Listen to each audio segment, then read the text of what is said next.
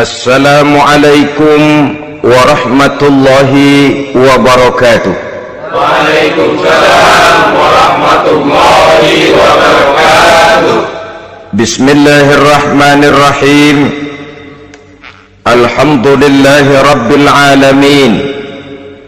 Wassalatu wassalamu ala asyrafil anbiya'i wal mursalin Sayyidina wa maulana Muhammadin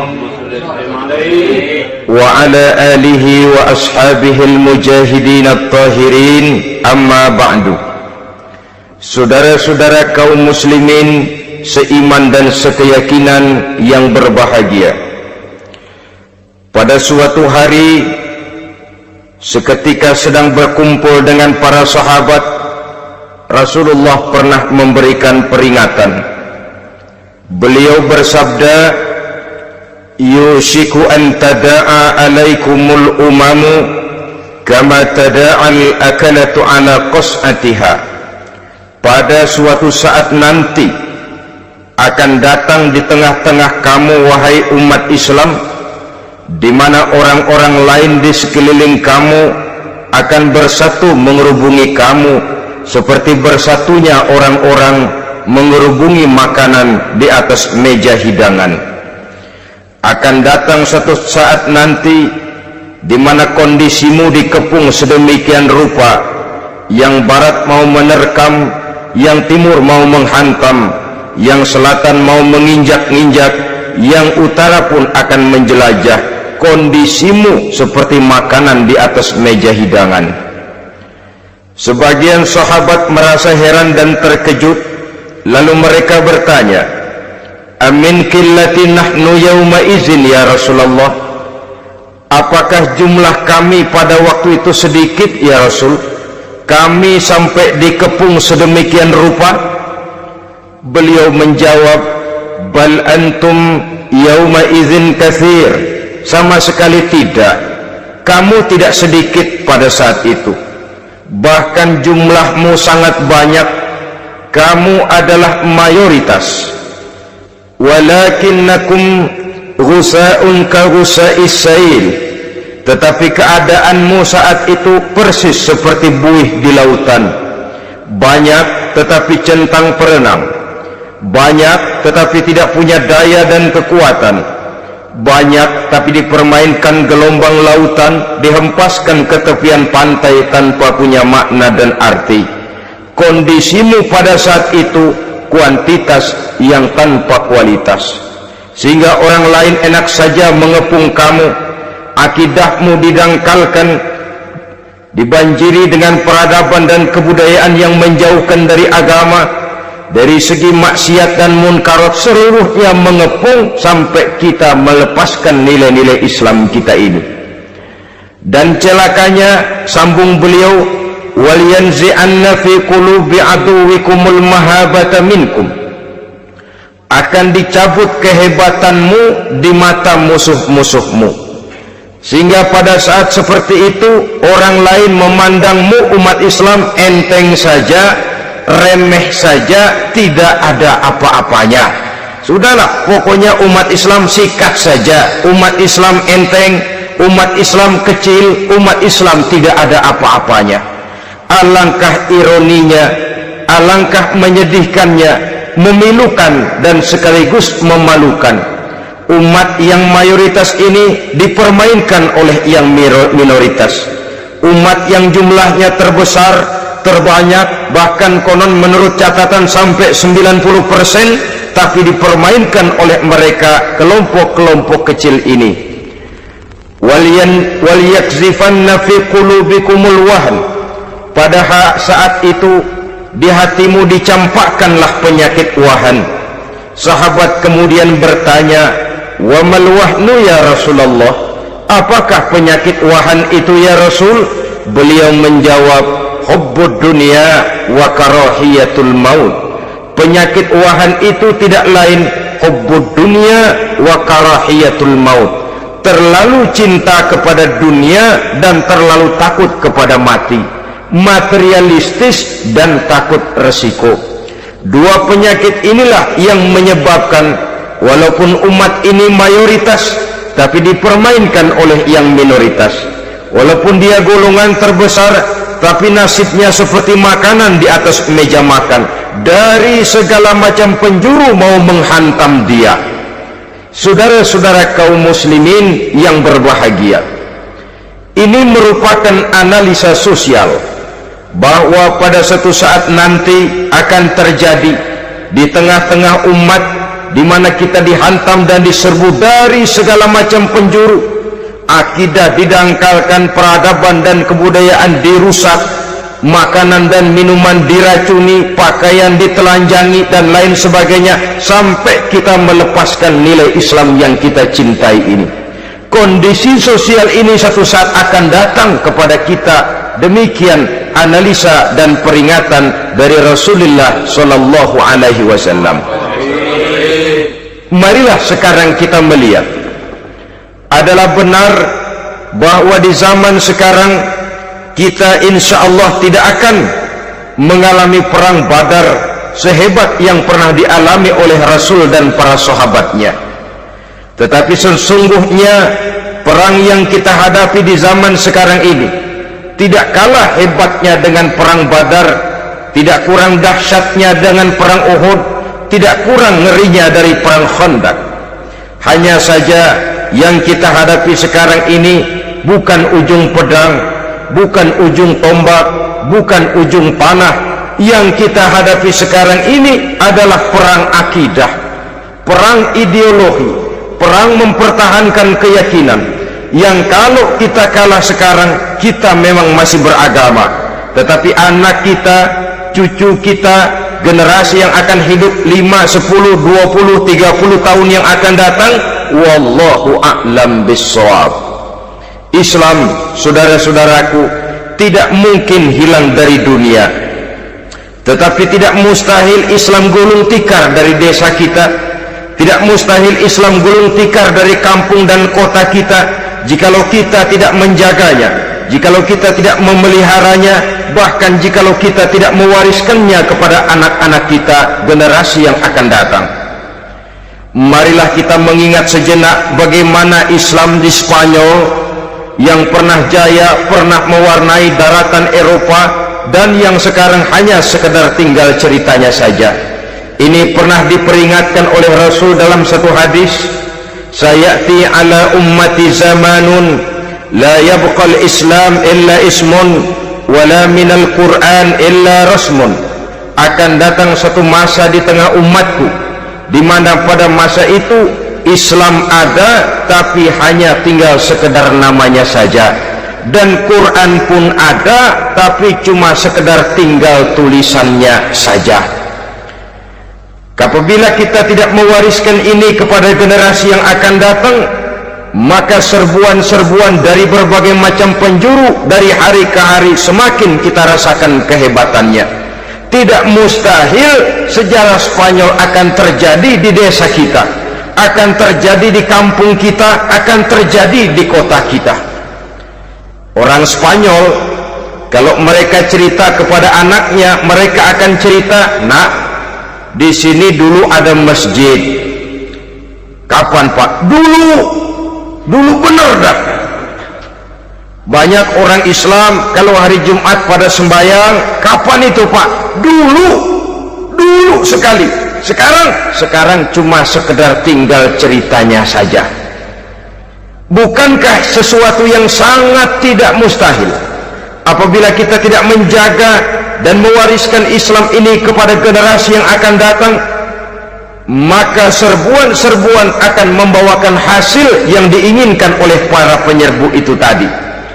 Kita sudah menjadi umat yang mayoritas, tetapi umat yang mayoritas ini menurut Rasul dikepung sedemikian rupa, akidahnya didangkalkan, peradaban dan kebudayaannya ditekan sedemikian rupa, kehidupan sosialnya dibuat individualis, kemudian dari segi pergaulan, pakaian, makanan, minuman dan sebagainya diracuni, sampai dia tidak lagi berpegang teguh kepada agamanya. Dan dikala itu hilang kehebatan umat ini di mata musuh-musuhnya. Orang lain memandang kita ringan saja, enteng saja, satu umat yang sudah kehilangan wibawa. padahal konon kabarnya kita mayoritas, tapi enak saja dikutak-kutik orang lain. Dan dikala itu di hati kita merajalela penyakit wahan. Penyakit wahan itu apa? Pertama, hubbud dunia, terlalu cinta kepada dunia. Terlalu cinta kepada dunia yang menyebabkan kita lupa akan tanggung jawab dan kewajiban, lupa meneruskan dan mewariskan Islam kepada generasi yang akan datang. Kita berlomba hanya untuk mengejar dunia dan seluruh isinya, baik dia bernama material, baik dia bernama seksual, baik dia bernama pangkat, jabatan dan kedudukan. Berlomba-lomba kita di dalamnya sampai tercampaklah penyakit hubbud dunia di dalam hati ini. Berurat dan berakar dunia itu, sulit dan berat kita berpisah daripadanya. Akibatnya kemauan untuk berbuat demi dan atas nama agama sangat sulit terwujud di dalam kehidupan ini. Yang kedua, karahiyatul maut, terlalu takut kepada mati. Baik mati ajal, mati dalam artian yang sebenarnya, baik mati usahanya, baik mati karirnya, baik mati pangkat dan jabatannya. Sehingga dengan demikian akibatnya jatuhlah kita menjadi umat yang kehilangan wibawa di mata orang lain. Saudara-saudara kaum muslimin rahimakumullah, saya katakan tadi, perang yang kita hadapi di zaman sekarang adalah perang akidah. Perang menghadapi peradaban dan kebudayaan yang menghancurkan moral daripada anak-anak kita. Perang menghadapi banjirnya maksiat dan munkarat, yang di tengah-tengah itu, di samping berkewajiban menjaga diri dan keluarga, kita pun juga berkewajiban menjaga anak-anak kita, generasi yang akan datang, mengarahkan dan mendidik mereka sesuai dengan yang dikehendaki oleh Allah Subhanahu wa ta'ala. Oleh sebab itu, pada pertemuan kali ini yang akan saya bicarakan ialah bagaimana idealnya seorang muslim lebih dahulu memberikan pendidikan kepada anak-anaknya. Di tengah satu situasi dan kondisi di mana serbuan datang silih berganti melanda dan menghantam umat Islam, kemana anak-anak kita ini harus kita arahkan? Karena kita orang tua mempunyai tanggung jawab. Anak adalah amanah, menyia-nyiakan amanah adalah dosa, dan dosa itu merupakan satu dosa yang besar. Bahkan orang tua bisa saja masuk neraka kalau tidak bertanggung jawab tentang anak-anaknya. Satu riwayat menjelaskan, ada orang soleh, ngajinya cukup, sholatnya cukup, puasanya cukup, zakatnya cukup, di mana ada majelis taklim hadir, baca Quran hobi, fitnah orang tidak pernah. Di akhirat setelah disidang dia ternyata lebih banyak kebaikannya daripada kejahatannya, maka dia pun diperintahkan dan dipersilahkan masuk ke dalam surga. Giliran anaknya disidang, biang okem nih anak. Ditanya, siapa Tuhanmu? Tidak tahu. Siapa nabimu? Ente nyaho. Apa kitabmu? Ora gelem. Kamu pernah sholat? Tidak. Zakat? Tidak. Puasa? Tidak. Judi? Hobi. Zina? Tiap malam. Mabuk? Berat. Wah, brengsek kamu. Kebaikan tidak ada barang sedikit pun, sementara kesalahan dan dosa berlipat ganda. Kamu neraka. Anak ini protes.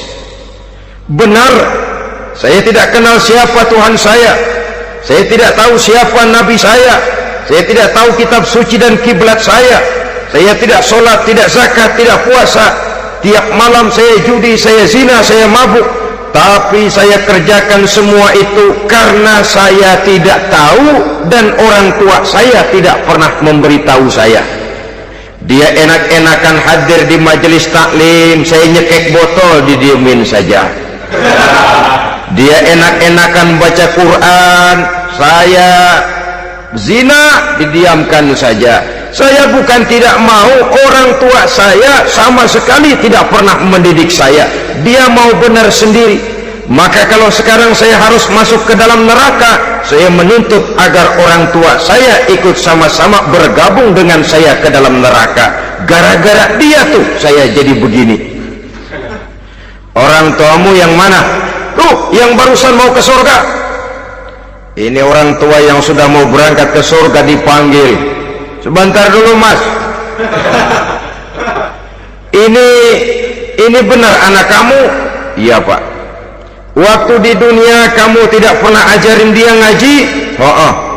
Sampai dia tidak kenal Tuhannya, tidak kenal nabinya, tidak kenal kiblat dan kitab sucinya? Iya pak. Dia tidak sholat, kamu diamkan saja.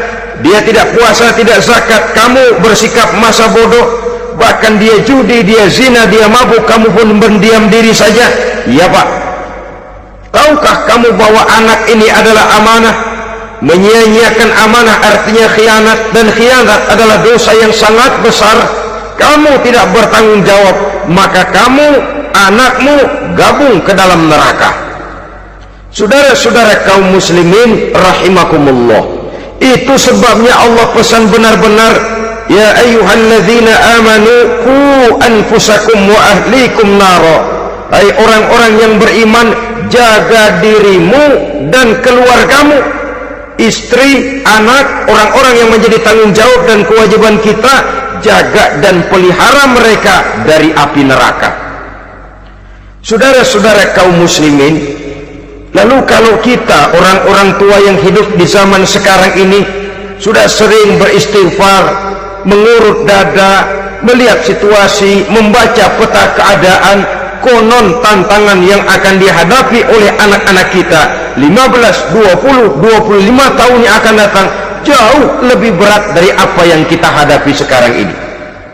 Maka adalah wajar jika kita sebagai orang tua yang cinta kepada agama, cinta kepada anak-anak kita, berpikir untuk mewariskan nilai-nilai yang luhur ini kepada anak-anak kita generasi yang akan datang. Bagaimana pada mulanya kita harus mendidik mereka? Mari kita telusuri apa yang dicontohkan oleh Al-Quranul Karim. Orang-orang tua bijaksana yang diceritakan dalam Al-Quran, kalau sudah berpikir tentang anak-anaknya generasi yang akan datang, pendidikan pertama yang diberikan kepada anaknya ternyata adalah persoalan akidah. Nabi Ibrahim, pertanyaan yang paling merisaukan beliau buat anak cucunya ialah, ma ta'buduna min ba'di. Saudara bisa lihat surah Al-Baqarah ayat 133. Anak-anakku, kalau pada satu saat nanti aku, ayahmu ini sudah tidak ada lagi, meninggalkan kamu semua, meninggalkan kehidupan dunia ini, ma ta'buduna min ba'di, apa yang akan kamu sembah nak kalau ayah sudah tidak ada lagi? Jikalau ayahmu sekarang masih rajin ke masjid, melakukan rukuk dan sujud, i'tikaf dan membaca Quran, kalau satu saat ayahmu meninggalkan dunia ini, masihkah engkau mau ke dalam masjid? Masihkah engkau rukuk dan sujud? Masihkah engkau i'tikaf? Ma ta'buduna min ba'di, apa yang akan kamu sembah kalau aku ayahmu tidak ada lagi nak? Ditanamkan bukan hanya keyakinan bertauhid, sekaligus juga menyembah kepada Allah yang kita yakinkan dengan tauhid itu tadi. Bukankah berbeda dengan kita kebanyakan orang tua sekarang? Kita tidak pernah berpikir ma ta'buduna min ba'di, kalau bapak tidak ada kamu nyembah apa nak? Kita orang tua sekarang pagi-pagi malah berpikir ma ta'kuluna min ba'di, kalau bapak enggak ada kamu nanti makan apa nak? Bukan nyembah apa yang kita pertanyakan, bukan nyembah apa yang kita khawatirkan, makan apa nak? Maka yang dicari lalu sekolah-sekolah yang bonafit, yang tidak peduli apakah itu merusak imannya, mematikan akidahnya, menghancurkan keyakinannya. Yang penting ada jaminan hari depan bisa dapat lapangan kerja. Akibatnya berduyun-duyun orang-orang tua muslim menyekolahkan anaknya di sekolah-sekolah yang bukan Islam, yang nyata-nyata membahayakan akidahnya, dididik dengan kultur dan budaya yang bertentangan dengan nilai-nilai agamanya. Bukankah ini berarti merelakan anak untuk dikafirkan? Bukankah ini artinya menyerahkan anak untuk ditulis menurut selera para pendidik yang tidak sesuai dengan nilai akidah yang dimilikinya? Mengapa kita tidak berpikir seperti Nabi Ibrahim yang sebelum memberikan pendidikan kecerdasan, sebelum pendidikan matematika, IPS, PSPB dan disiplin ilmu lainnya, yang pertama ditanamkan, ma ta'buduna min ba'di, kalau ayahmu tidak ada, kamu menyembah apa nak? Menyembah Allah, apa nanti malah menyembah harta? Menyembah Allah, apa nanti malah mendewa-dewakan pangkat dan jabatan? Menyembah Allah, apa malah nanti menyembah alam? Itu yang dikhawatirkan Nabi Ibrahim kepada generasi yang akan datang. Dan itu saudara-saudara yang seharusnya mengkhawatirkan kita kepada anak-anak kita, generasi yang akan datang. Lihatlah serbuan akidah di zaman sekarang ini, dimanfaatkan kemiskinan kita umat Islam, diberikan kita tawaran berupa beras, pakaian, obat-obatan, kalau perlu beasiswa, asal bisa melepaskan keislaman kita ini. Bertahap, sedikit demi sedikit, step by step, shibran bi shibrin wa zira'an bi zira'in.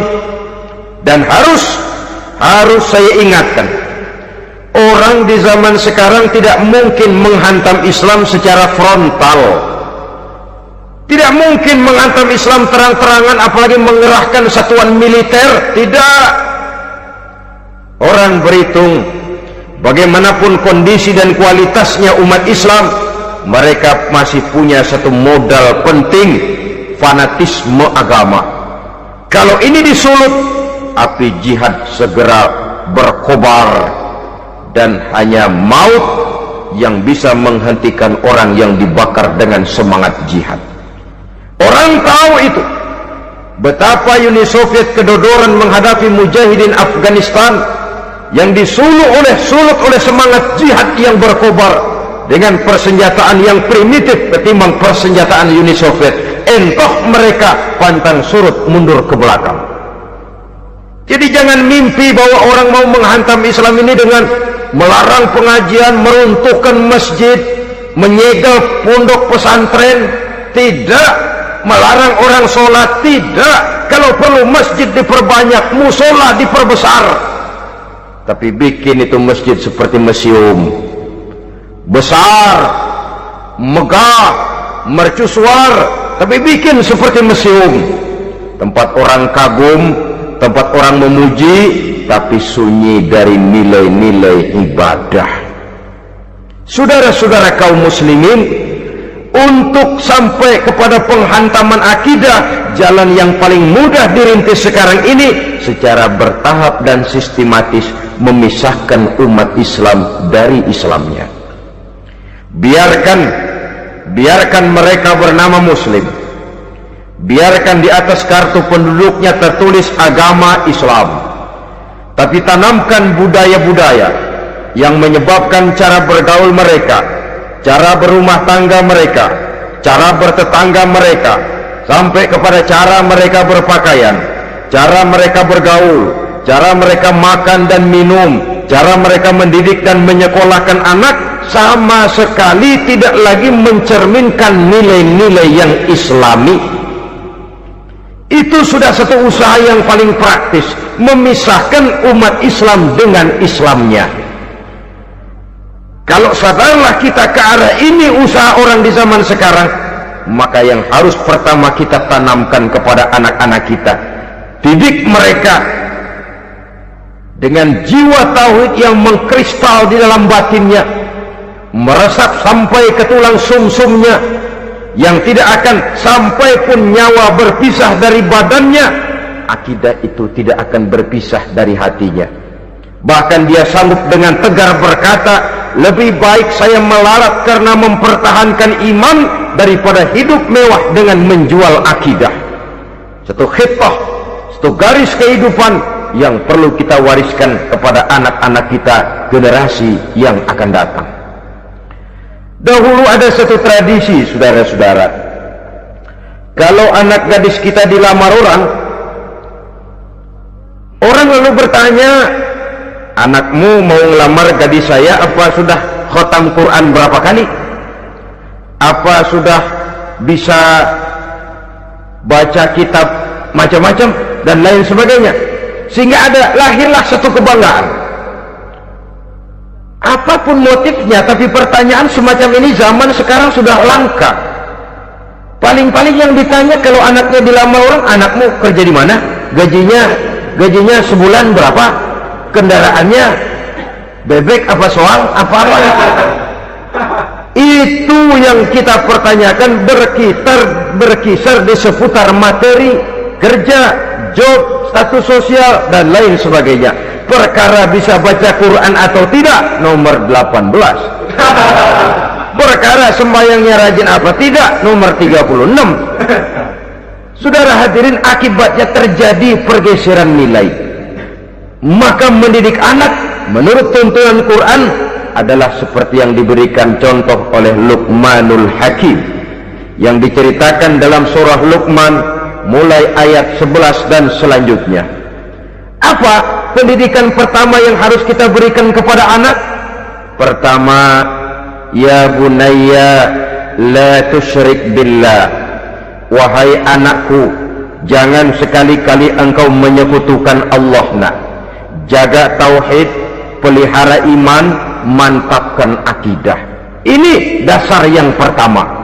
Belum lagi anak mengenal berbagai macam disiplin ilmu, yang pertama ditanamkan tauhid. Ini yang mendasari kehidupan. Ini yang akan mewarnai dan menjadi warna dari kepribadian seseorang. Sentuhan jiwa tauhid di dalam diri si anak. Belum lagi sempat dia kenal yang lain. Yang pertama yang kita tanamkan, kita wariskan, kita berikan, la tusyrik billah, jangan sekali-kali menyekutukan Allah. Nah, kalau ini sudah tertanam, ini sudah merupakan satu fondasi yang kuat. Selebihnya nanti tinggal melihat bakat si anak, kemana dia harus dididik ini. Yang terpenting nilai iman lebih dahulu tanamkan. Dan untuk menghancurkan nilai keimanan, saudara-saudara, saya katakan, ingatkan kepada hadis di awal tadi, dikepung kita dari berbagai macam penjuru agar bila bisa melepaskan nilai-nilai iman dan keyakinan. Proses pendangkalan akidah, ditanamkan keraguan kepada agama, ditanamkan rasa malu beragama, sholat malu, baca Quran malu, berangkat ke masjid malu, pakai jilbab malu, ditanamkan rasa malu beragama, sehingga bertahap sedikit demi sedikit kita mulai berpisah dengan kehidupan beragama. Ditanamkan hal yang sedemikian rupa dari berbagai macam penjuru. Dihantam akidah kuat, dihantam dari segi peradaban dan kebudayaan. Diperbanyaklah peradaban dan kebudayaan yang bukan mendekatkan kita dengan agama, malah mendekatkan kita dengan neraka, menjauhkan kita dari agama, menjauhkan kita dari nilai-nilai luhur yang diwariskan oleh orang-orang tua kita terdahulu. Adalah kewajiban kita yang pertama, mendidik anak, menanamkan roh, jiwa dan semangat tauhid di dalam diri mereka. Saudara-saudara kaum muslimin rahimakumullah, kenapa kita lebih dahulukan menanamkan jiwa, roh dan semangat tauhid ini kepada anak-anak kita? Pertama, kita tidak hanya ingin sekedar mempunyai anak yang pintar, tetapi lebih daripada itu kita pun ingin mempunyai anak yang benar.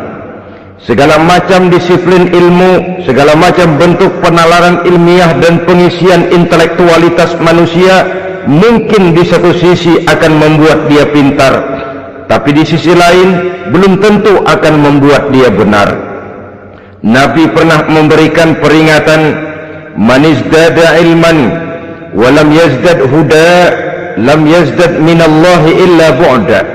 Orang yang hanya bertambah ilmu pengetahuannya tapi tidak bertambah hidayah dari Allah, tidak makin mantap keimanannya, maka seluruh nilai-nilai ilmunya hanya akan menjauhkan dia dari Allah Subhanahu wa ta'ala. Dan adalah lebih merupakan azab daripada nikmat kalau kita diberikan ilmu pengetahuan yang hanya akan menyebabkan kita semakin jauh dari Allah Subhanahu wa ta'ala. Yang kedua, sesungguhnya roh, jiwa dan semangat tauhid yang melekat dalam diri anak pada puncaknya akan melahirkan satu disiplin murni yang tumbuh dari dalam dirinya sendiri, di mana si anak dalam kehidupannya merasakan dimanapun dia berada, kemanapun dia pergi, ia selalu merasakan kehadiran Allah dekat dalam hidupnya. Ia sadar sesadar-sadarnya bahwa tidak ada satu perbuatan yang bagaimanapun kecilnya yang bisa disembunyikan dari kekuasaan Allah Subhanahu wa ta'ala. Yang ketiga, dengan penanaman roh, jiwa dan semangat iman ini, maka diharapkan anak-anak nanti pada pertumbuhannya sanggup mengendalikan hawa nafsunya. Dengan kata lain, bahwa penanaman jiwa tauhid, penanaman roh dan semangat keimanan ini merupakan kondisi dasar yang harus dilakukan sebelum yang lain-lainnya. Kemudian pendidikan kedua yang diberikan oleh Al-Quran melalui contoh dan model dengan Luqmanul Hakim ini, setelah menanamkan tauhid, ditanamkanlah kepada si anak ini rasa hormat kepada orang tuanya. Wa wassaynal insana biwalidayhi, dan kami wasiatkan kepada manusia untuk berbakti kepada ibu bapaknya. Hamalathu ummuhu wahnan ala wahnin, karena ibunya telah mengandungnya dengan kepayahan di atas kepayahan, maksudnya dengan kepayahan dan kelelahan yang berlipat ganda. Sehingga ketika Rasul ditanyakan orang, "Ya Rasul, siapa yang paling harus saya taati di dunia ini?" Beliau menjawab, "Ibumu." Kemudian, "Siapa lagi ya Rasul?" "Ibumu." Setelah itu, "Siapa lagi ya Rasul?" "Ibumu." Dan kemudian, "Siapa ya Rasul?" "Bapakmu." Ibu, ibu, ibu, bapak. Bahkan al-jannatu tahta aqdamil ummahat, surga berada di bawah telapak kaki ibu. Bagaimana menanamkan rasa hormat kepada orang tua di hati anak? Tentu yang pertama, bagaimana orang tua bisa memberikan keteladanan. Marilah kita sebagai orang-orang tua ini menyadari bahwa sebelum anak kenal sekolah dasar, sebelum anak kenal TK, ibtidaiyah, sanawiyah sampai kepada perguruan tingginya, yang pertama dia kenal adalah lingkungan rumah tangganya, gurunya adalah ibu bapaknya. Di sini berlakulah apa yang dinamakan keteladanan. Keteladanan jauh lebih berhasil daripada sekedar teori-teori yang muluk. Keteladanan jauh lebih berhasil daripada berbagai macam indoktrinasi dan penataran. Kurangnya keteladanan akan menyebabkan anak mencari pola. Apabila kita orang tua ini tidak bisa memberikan keteladanan yang baik kepada anak-anak kita, maka pada suatu saat anak-anak akan menganggap enteng dan kehilangan wibawa kita sebagai orang tua di mata mereka. Dikala itu akan sangat sulit kita membentuk kepribadian mereka. Bukankah di zaman sekarang ini kita banyak mengalami krisis wibawa, krisis figur? Ada yang karena rapotnya merah melulu, gurunya dikeroyokin, Pak Guru pulang sekolah dicegat, bahkan nyaris ada orang tua pernah dibunuh oleh anaknya sendiri, dan lain sebagainya. Kasus-kasus yang sebenarnya tidak perlu terjadi, karena memang bukan saja bertentangan dengan nilai budaya kita sebagai bangsa, tapi juga bertentangan dengan ajaran agama kita sendiri. Krisis wibawa, krisis figur, yang juga akibatnya harus kita sadari banyak faktor yang membentuk kepribadian anak. Pergaulannya, yang dibacanya, yang ditontonnya, yang disaksikannya di dalam kehidupan. Benar kita menyekolahkan mereka, tapi berapa jam mereka di sekolah? 6 jam, 7 jam paling lama. Sedangkan mereka hidup satu hari satu malam 24 jam. Kalau cuma 7 jam di sekolah, ini berarti lebih banyak dia di luar sekolah. Dan di luar sekolah itu artinya ya rumah tangganya, ya temannya, ya lingkungan di mana dia tinggal, yang seluruhnya sangat besar pengaruhnya dalam ikut membentuk kepribadian anak-anak kita. Saya katakan tadi, di samping kita menghadapi perang akidah, kita pun berhadapan di dalam perang menghadapi peradaban dan kebudayaan yang bukan saja menjauhkan kita dari agama, tetapi sanggup menghancurkan moral daripada anak-anak kita. Secara pribadi, saudara-saudara, saya iri, saya kagum misalnya dengan kemajuan yang diperoleh oleh negara tetangga kita, Jepang misalnya. Padahal tahun 45 ia pun hancur lebur oleh meledaknya atom di Hiroshima dan Nagasaki. Tapi bagai satu tenaga raksasa kemudian Jepang bangkit menjadi satu negara superpower di Asia. Bahkan gurunya saja Amerika sekarang ini kewalahan menghadapi perang dagang dengan Jepang ini. Dan yang menarik, Jepang bisa maju dan modern dengan tetap menjadi Jepang, tanpa harus kehilangan identitasnya sebagai satu bangsa, tanpa harus kehilangan kepribadiannya sebagai satu bangsa. Sebagai negara yang sedang berkembang, kita sering latah. Kita ingin meniru Barat, tapi bukan teknologinya, westernisasinya yang kita tiru, bukan isinya, kulitnya yang kita ambil. Akibatnya apa? Modernnya belum, orangnya sudah Barat. Bergaulnya sudah cara Barat, berumah tangganya sudah cara Barat, berpakaiannya sudah cara Barat, mendidik anaknya sudah cara Barat. Di mana ketemu orang tua cukup hello daddy. Kulitnya kita ambil, sementara isinya kita campakkan. Ironi dan menyedihkan. Padahal kita sesungguhnya bisa maju dan modern, bisa mengejar segala ketinggalan dan keterbelakangan kita dengan tetap menjaga nilai-nilai luhur budaya kita sebagai satu bangsa, mengambil isinya, dan kalau memang tidak perlu lalu mencampakkan kulitnya. Pengaruh peradaban dan kebudayaan yang menghancurkan moral daripada anak-anak kita oleh pesatnya arus teknologi, oleh pesatnya arus komunikasi, di mana hal-hal yang terjadi di belahan dunia lain dapat kita saksikan hari ini juga melalui layar televisi, yang terjadi di Amerika, di Eropa, di Afrika, di ujung dunia yang paling ujung sekalipun. Di ujung dunia yang paling ujung, hari ini kejadian, hari ini sudah bisa kita saksikan. Pesatnya arus komunikasi, kalau jatuh ke tangan anak-anak kita yang belum mempunyai filter, daya saring positif, akan dicerna oleh mereka tanpa memilah dan memilih. Akibatnya, orang kampung bilang kelolodan. Makan nggak dikunyah lagi, tentu saja akhirnya kelolodan, dan kalau sudah kelolodan menyusahkan kita seluruhnya.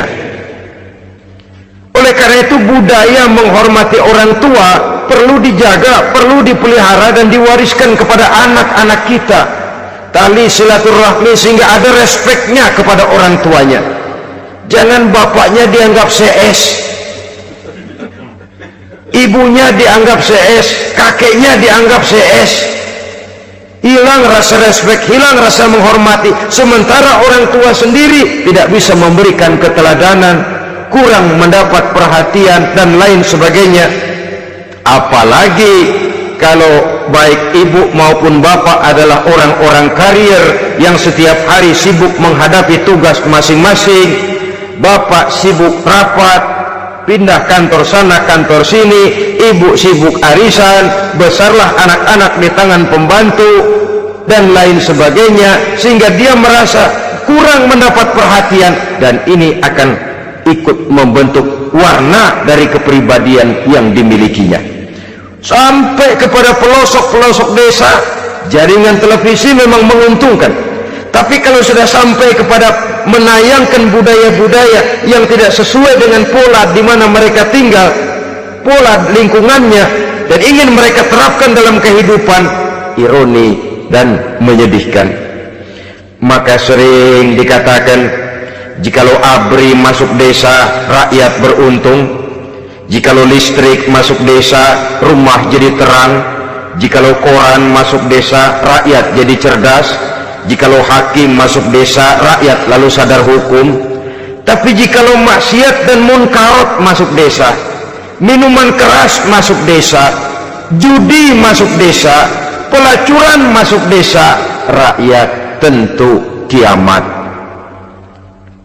Dan kita harus punya budaya untuk memilah dan memilih, mempunyai filter untuk jadi daya saring positif.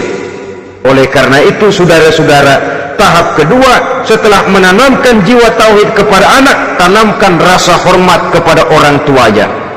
Orang tua itu ibu bapaknya, orang tua itu guru-gurunya yang mengajarkan dia, atau yang dianggap tua yang lebih senior dari dia. Karena tidak ada satu peradaban yang berdiri sendiri. Bagaimanapun maju dan modernnya kita sekarang, tentu merupakan mata rantai yang berkaitan dari generasi terdahulu. Ini yang kedua.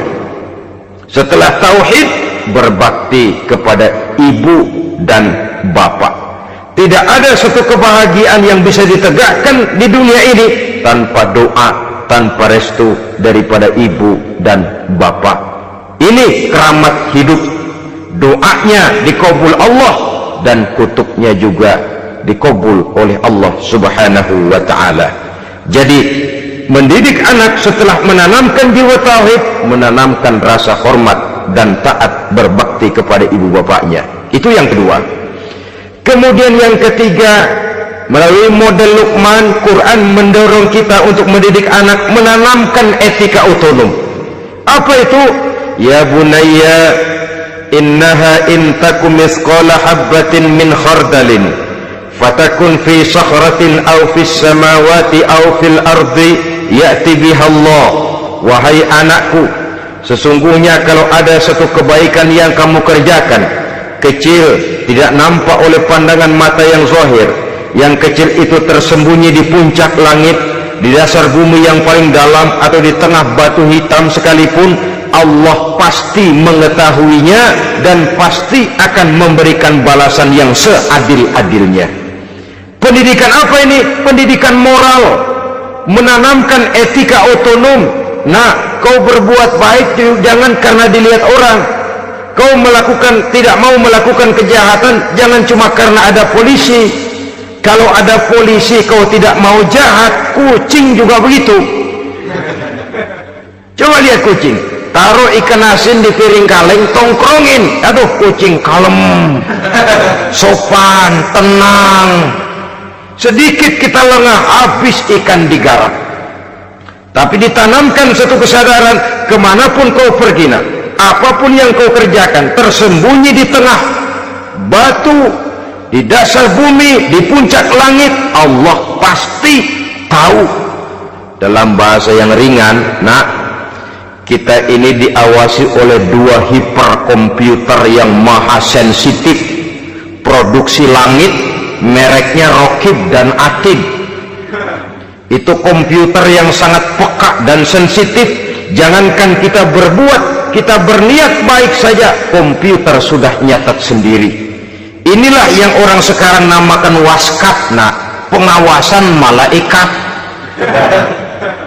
Kalau hidup sudah merasa diawasi oleh malaikat, waskat berhasil. Tapi kalau waskat sudah diawasi malah nekat, itu yang gagal. Atau yang diawasi dan yang mengawasi sama-sama sepakat, nah, itu juga bisa cincai. Saudara-saudara kaum muslimin rahimakumullah, waskat dalam pengertian kita muslim, bagaimana hidup ini merasakan diawasi oleh malaikat. Intelektualitas yang tinggi sekalipun, IQ yang nilainya plus sekalipun, disiplin ilmu yang bagaimanapun banyak yang memenuhi benak kita, tanpa diiringi oleh etika otonom, orang sering mencari celah dan kesempatan. mencari celah dan kesempatan. Tapi kalau sudah merasa kemanapun saya pergi, dimanapun saya berada, kebaikan bagaimanapun sekecilnya saya lakukan, toh Allah pasti akan memberikan balasan. In khairan fa khairun wa in syarran fa syarrun. Jikalau baik, baik balasan yang kita terima. Jikalau jahat, jahat kejahatan yang kita terima. Kalau sudah ke arah ini kita berpikir, maka sesungguhnya kalau kita berbuat baik kepada orang lain, hakikatnya kita sudah berbuat baik kepada diri kita sendiri. Lalu tidak ada merasa rugi berbuat baik kepada orang, karena manakala dia melakukan kebaikan kepada orang lain, artinya dia sudah berbuat baik untuk dirinya sendiri. Jadi setelah tauhid, kemudian berbakti kepada ibu bapak, yang ketiga baru pendidikan tentang akhlak, tentang moral.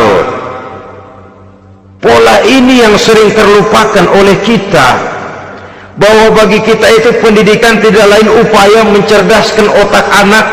Jangan sampai sebab ini kelihatannya pembangunan makin maju, persaingan hidup makin tajam, tensi ekonomi semakin tinggi, sementara jumlah tenaga kerja dengan lapangan kerja yang tersedia jauh dari mencukupi. Jikalau tidak membekali anak dengan pendidikan yang menunjang lapangan pekerjaan, orang tua khawatir, takut sekali anaknya jadi gelandangan. Dikhawatirkannya kehidupan dunia ini, sementara dia lupa kalau anaknya bisa jadi gelandangan di akhirat. Padahal selama-lamanya gelandangan di dunia paling seumur manusia itu 60 tahun, 70 tahun lah umur orang sekarang. 70 itu sudah luar biasa itu. Tapi kalau harus menggelandang di akhirat, menjadi gelandangan di akhirat, alangkah menyedihkannya. Apakah akan kita korbankan satu kehidupan yang langgeng, abadi, cuma karena tertipu oleh fata morgana dan kamuflase? Kita korbankan yang sedikit, kita korbankan yang besar karena kita memilih yang sedikit. Dalam bahasa Al-Quran memang pernah diceritakan hidup ini hakikatnya perlombaan, saudara-saudara. Perlombaan. Dan di dalam perlombaan itu ada yang menang, ada yang kalah. Al-Quran lalu memberikan peringatan, Alhaakumut takatsur, kamu telah lalai karena berlomba-lomba memperbanyak harta, mempertinggi pangkat dan kedudukan, hatta zurtumul maqabir, sampai kamu akan masuk ke liang kubur baru sadar. Apalagi kalau nafas sudah sampai di tenggorokan. Persis Fir'aun sudah tenggelam di lautan merah, mau mampus, baru dalam sekaratnya amantu bi Rabbi Musa wa Harun, kalau begini caranya saya juga percaya kepada Tuhan Musa dan Harun, percaya kepada Allah. Sudah mau mati baru amantu bi Rabbi Musa, kami percaya kepada Tuhan Nabi Musa, kata Fir'aun. Malaikat maut kesal benar, dilelepin terus di laut, mampus terus sekalian. Hidup ini memang kita berlomba dengan waktu, berlomba dengan umur, berlomba dengan tenaga, berlomba dengan tetangga, yang jangankan kita sampai mundur, berhenti saja sejenak kita akan ditinggalkan oleh yang lain. Tiada kata mundur, bahkan tiada kata berhenti. Sekali kita melangkah, melangkahlah terus, tapi berlombalah seperti yang dikehendaki Quran, fastabiqul khairat, berlomba-lombalah di dalam kebajikan. Jangan berlomba-lomba di dalam kemaksiatan, kemunkaran, kejahatan. Berlombalah dalam urusan kebaikan. Saudara-saudara kaum muslimin rahimakumullah, tauhid, berbakti kepada ibu bapa, kemudian pendidikan tentang moral. Apabila pendidikan tentang moral sudah tertanam, barulah lihat bakat si anak, kemana bakatnya. Anak saya kelihatannya dari kecil demennya main bedil-bedilan saja, beri kali itu, kirim ke Magelang, masukkan akabri, tapi dengan syarat 3 itu tadi. Iman sudah tertanam, rasa bakti kepada ibu bapak sudah ada, dan punya nilai moral, sehingga boleh jadi nanti dia menjadi jenderal yang beriman, yang berbakti kepada ibu bapaknya, dan punya moral yang tinggi. Kan lebih baik rakyat rendah tapi akhlaknya tinggi daripada pejabat tinggi tapi moralnya rendah. Jauh lebih baik rakyat rendah punya moral tinggi ketimbang pejabat tinggi punya moral rendah. Nilai moral ini yang menjadi ukuran dan barometer di masyarakat. Yang ini yang sering kita lupakan, bahwa kehancuran satu bangsa dimanapun di dunia ini selalu dimulai dengan kehancuran moral daripada bangsa itu sendiri. Sekarang membina nilai moral ini berat. Gadis kita, remaja, putri diberikan pakaian jilbab, mungkin dia sendiri masih setengah-setengah, ditambah lagi oleh ledekan temennya. Jilbab lah kuno, bau sorga lah, bau masjid lah, bau menyan lah. Ditanamkan rasa malu untuk hidup dekat dengan agama. Kalau moral semacam ini sudah tertanam, sedikit demi sedikit kita mulai mengucapkan selamat tinggal kepada agama. Dan kemalangan apa yang lebih malang kalau kita sudah jauh dari agama ini? Bukankah Islam telah menyelamatkan manusia dari penyakit jahiliyah dan membawanya kepada satu kehidupan yang maju dan modern? Kalau kita tinggalkan Islam ini, bukankah artinya kita akan kembali kepada satu zaman jahiliyah? Hanya saja jahiliyah itu berada di abad modern, versinya tentu lebih modern. Kalau zaman jahiliyah dulu mabuknya pakai arak, zaman sekarang sudah macam-macam orang bisa mabuk. Kalau zaman jahiliyah dulu anak perempuan dikubur hidup-hidup, zaman sekarang kadang-kadang belum sempat lahir ke dunia malah sudah dibunuh lebih dahulu. Versinya saja yang berbeda.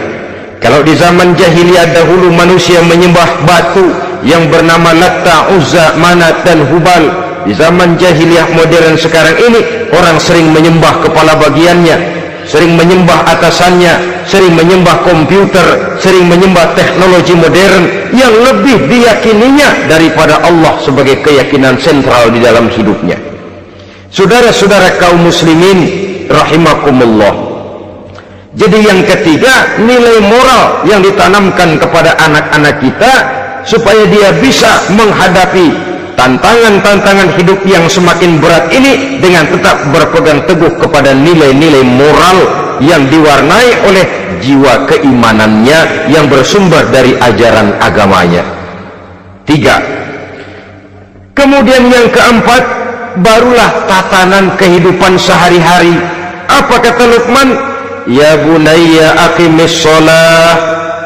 Setelah bertauhid, berbakti kepada ibu bapa, punya nilai moral. Ya bunayya aqimis sholah, nak dirikan sholat.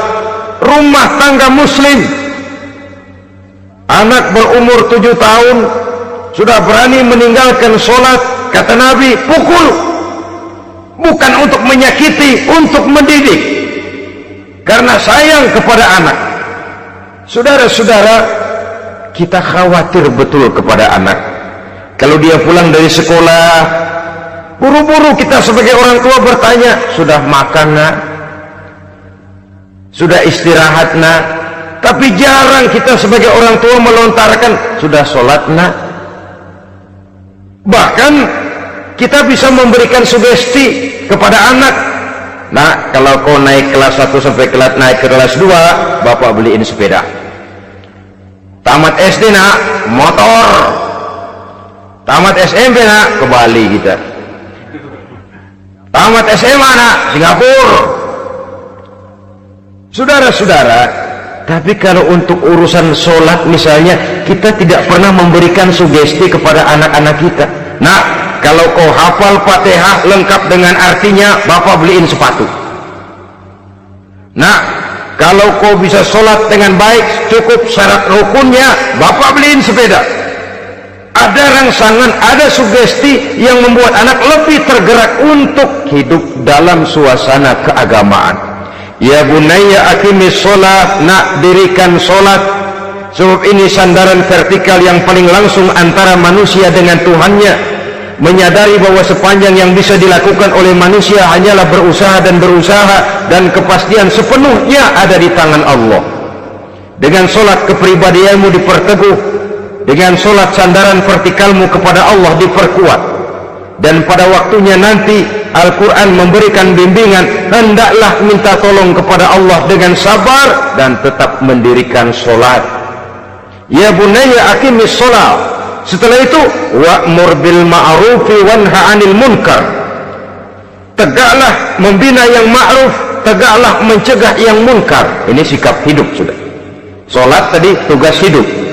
Lalu sikap hidup tampil di tengah masyarakat, membina yang ma'ruf, mencegah yang munkar sesuai dengan kesanggupan masing-masing.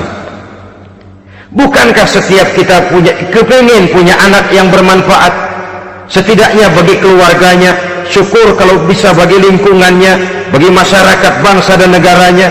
Dan satu di antara tanda orang yang bermanfaat, kalau dia bisa hidup menjadi penganjur yang ma'ruf dan pencegah yang munkar.